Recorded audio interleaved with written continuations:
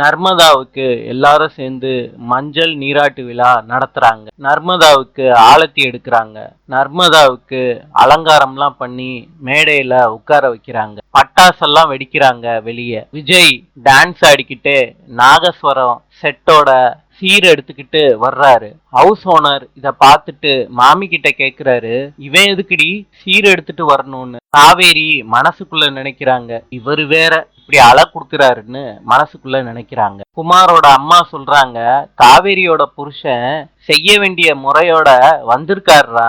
சாரதா சொல்றாங்க கல்யாணி பாட்டிய பார்த்து, இனிமேட்டு விஜயால எந்த தொந்தரவும் வராதுன்னு சொன்னீங்கல்ல அப்படின்னு கேக்குறாங்க.